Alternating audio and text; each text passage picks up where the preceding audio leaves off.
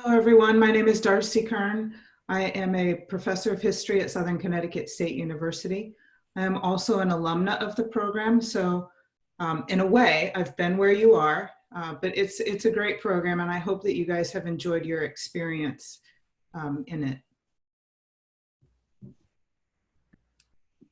Good morning, good people. It's so nice to be with you today, and I'm already so proud of you for having done the work and being prepared and being here.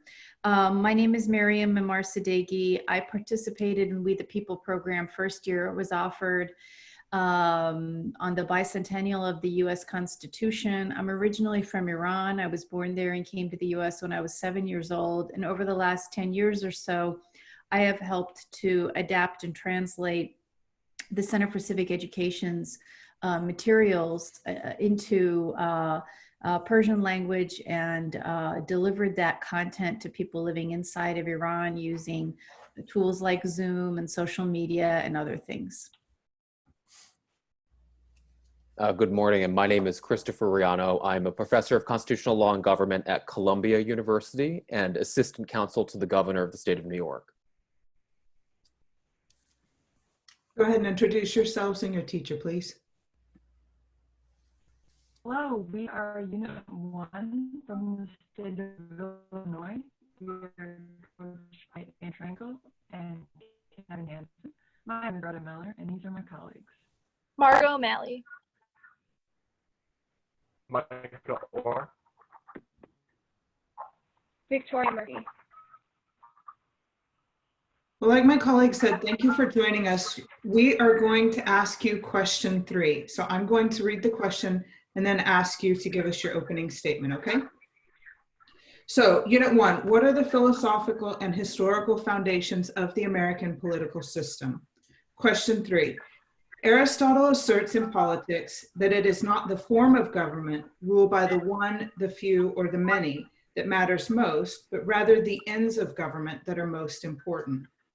Where in the Declaration of Independence and the Constitution did the framers set forth the ends of government? How did the framers differ, if at all, about how the ends of government should be prioritized?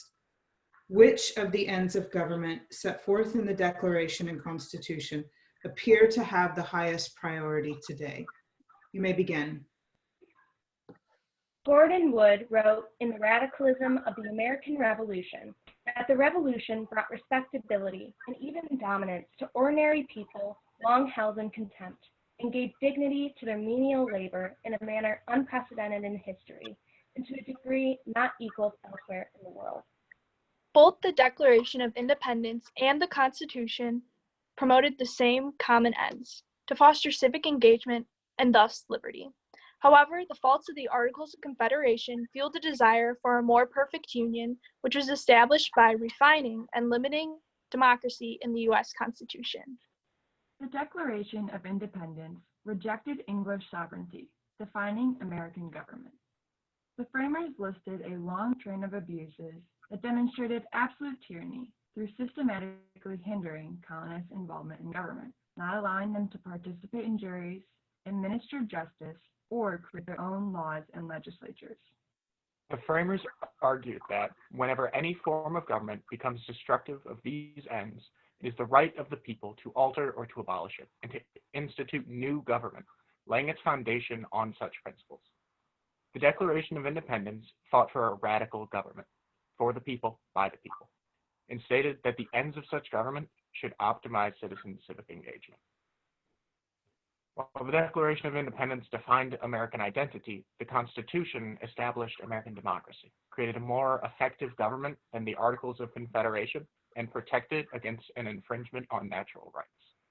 The needs of the people were ensured by restricting the federal government, which was largely done by providing checks and balances, as well as through the Bill of Rights and the 10th Amendment's delegation of power to the states.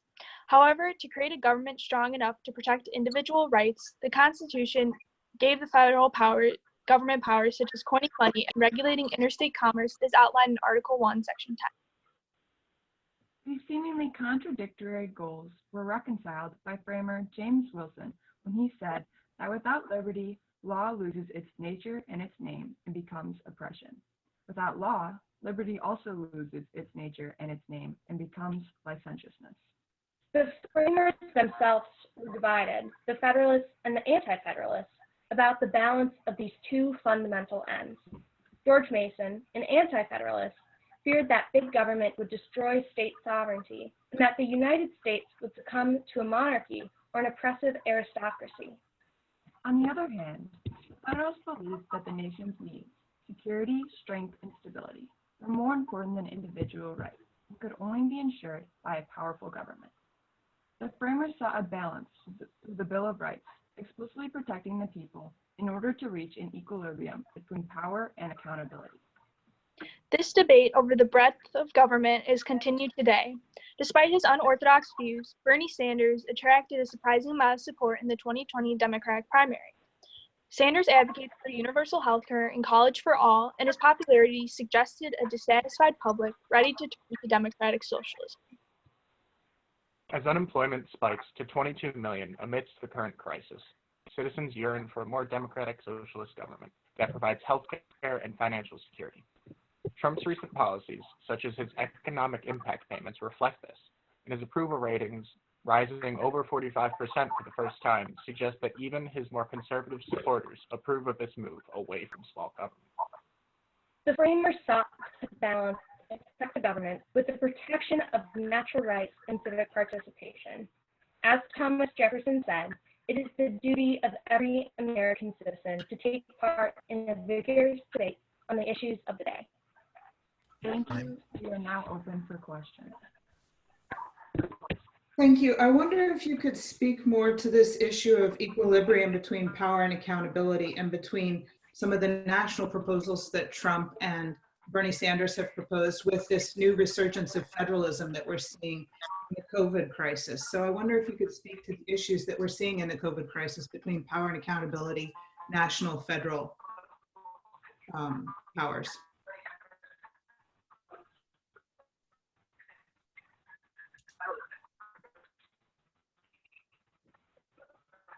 At the beginning of the outbreak, our federal government was slow to respond and downplayed, which is actually a trend in American history, unfortunately, as was seen in the Spanish flu. Our government downplayed the severity of what was happening and thus created more panic and which is this pattern that we're seeing today. And so for our people, for the American people, it is extremely important that we have a responsive government that takes into account how severe the situation is and holding the federal government accountable and making sure that they're holding up on their promises and providing enough information and healthcare for the people who need it. I agree with my colleague. As we can see in, again, with the Spanish flu of 1918, Minneapolis and St. Paul are very close in proximity and they handled the situation differently. Minneapolis responded very quickly and St. Paul responded a month later. And so Minneapolis had less deaths. And a concern at the moment is whether we should continue these state policies of quarantining and social distancing, or if we should focus on the economy and prospering that and getting that where it used to be.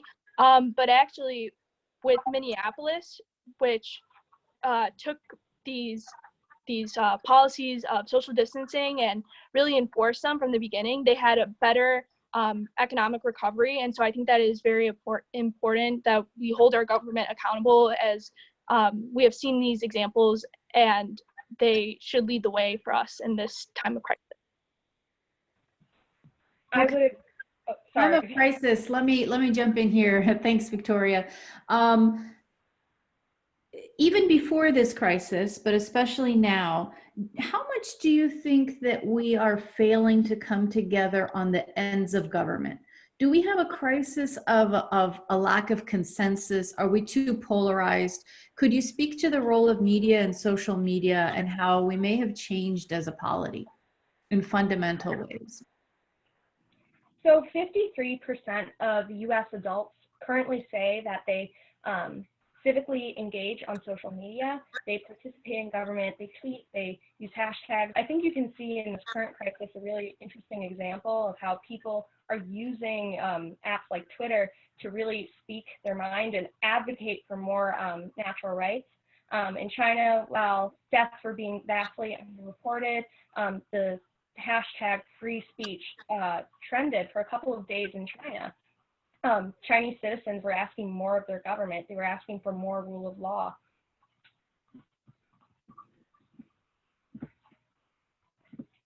Yes, and this pattern of the two-party system that George Washington warned against in his farewell address has been plaguing American society since its beginning with the anti-federalists and the federalists, and the Republicans and the Democrats during the Civil War and now our current understanding.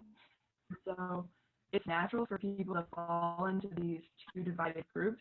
However, it's important that we can come together on certain issues and really compromise, and that comes from not a lot of times in Congress, people will vote along party lines in order, there's political motives behind their votes because they want to be reelected.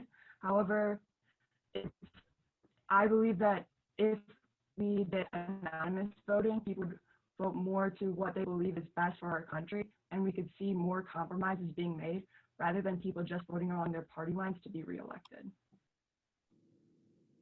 You know, I'm curious about something that was said earlier, because there's a mention about how fostering civic engagement supports the concept of liberty. Can you say more about that? How does civic engagement support liberty?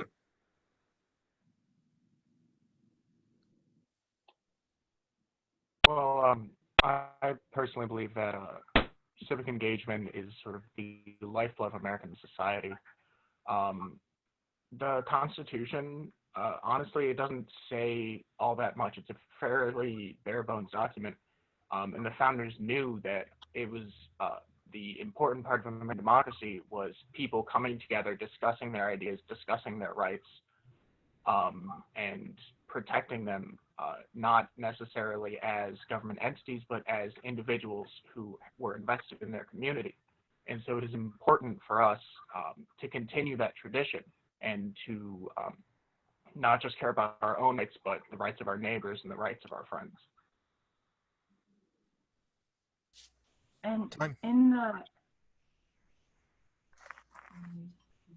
Thank you, guys. That was very good. I really enjoyed listening to you. You all participated. You all gave very good examples. You talked about the Spanish flu. I liked the local examples about Minneapolis and St. Paul. I thought that was very good. You mentioned the hashtag free speech in China. Greta, you noted that division has been with us since the beginning. I mean, our partisan division is not new. And I just thought you guys did a really good job in the follow-up and in your opening statement. And in fact, you guys are the only ones that we've seen so far that mentioned really the ends of government, you know, is at its most fundamental, it is civic engagement.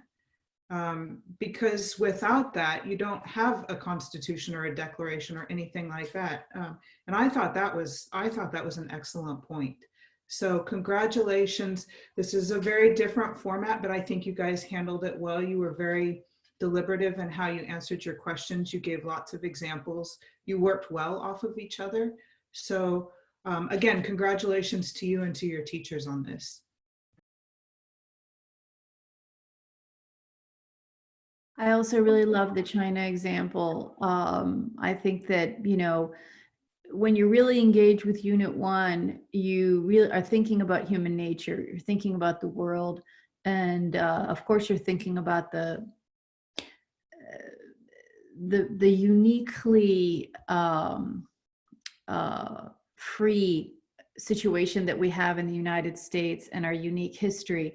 But what makes America so special is that the founding has been inspiration. In particular, the Declaration of Independence has been inspiration for any people, any movement anywhere in the world that has struggled for freedom. And I really always appreciate it when people, particularly when they're in Unit 1, recognize that first of all, we're human, and that these issues are issues that unfortunately people in other countries, they may be very well educated, they may be very well off financially, such as in Hong Kong and China, but they have not achieved what we achieved a couple hundred years ago.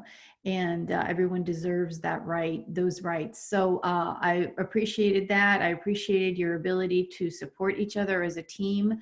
And I truly wish you the best, especially after we come out of Corona. I hope you guys have some really good times. Yeah, I just want to echo what my fellow judges said.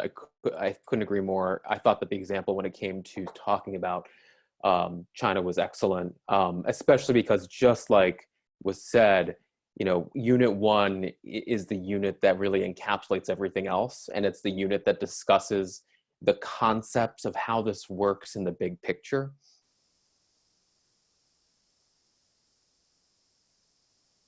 I thought you each, you did a very, very good job, so you should be proud of yourselves.